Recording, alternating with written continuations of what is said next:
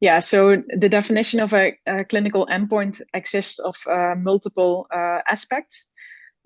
Basically, you're trying to make a comparison between a certain treatment and a comparator treatment. And you want to know whether patients perform better with one treatment versus the other.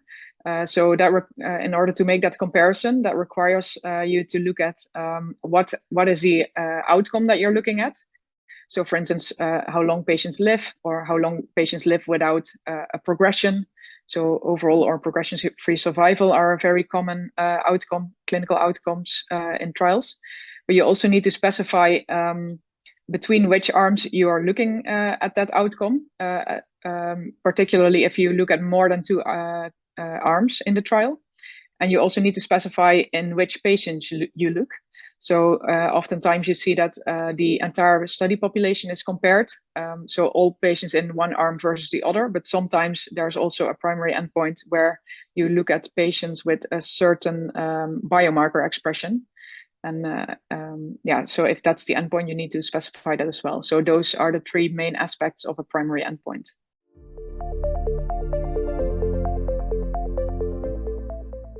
In the scope of the trials that we looked at, we saw that it was changed in 63% of the trials that we reviewed, which is quite a lot. It's almost 2/3. And we looked at trials with immune checkpoint inhibitors in patients with bladder cancer, renal cell cancer, or lung cancer. So in general, I cannot say anything about whether that's also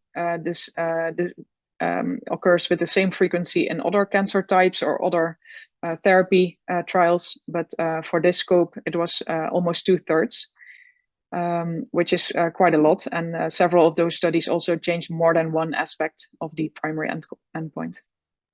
So for instance, the IMvigor 130 trial changed the primary endpoint, the IMvigor 211, and Keynote 045 and Keynote 361.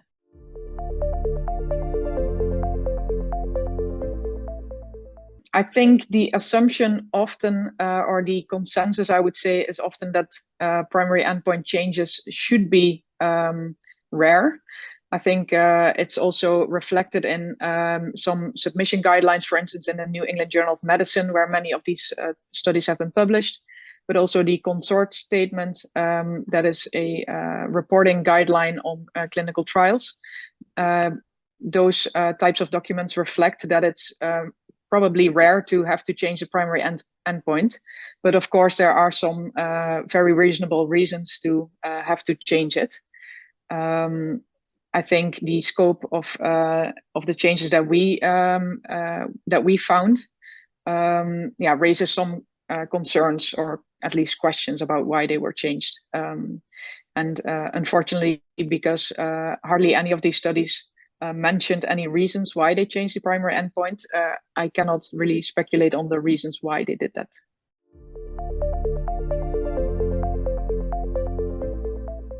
The majority was that they added a second outcome. So for instance, first they would only look at progression-free survival, and then they've added overall survival.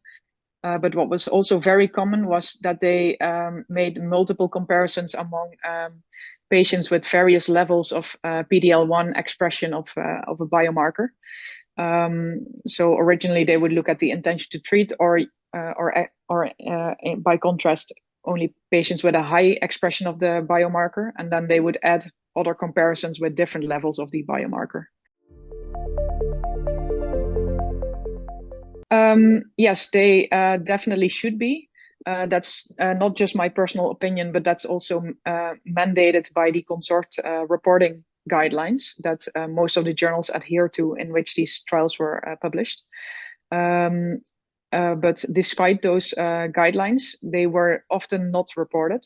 So from, I think there were 24 studies with changes, and from those 24, only 8 even mentioned in the main results paper that the primary endpoint was changed. So in the other 16 cases, you would probably not know that it had been changed if you just read the paper.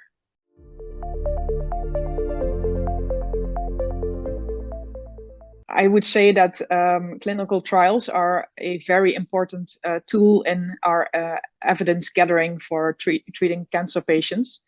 And of course, it's of utmost importance that we provide effective treatments to our patients.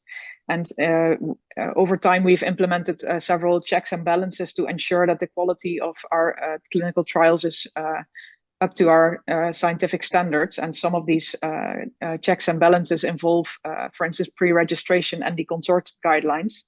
So I think there is a broad consensus scientifically that these checks and balances need to be upheld in order to ensure that the quality is met.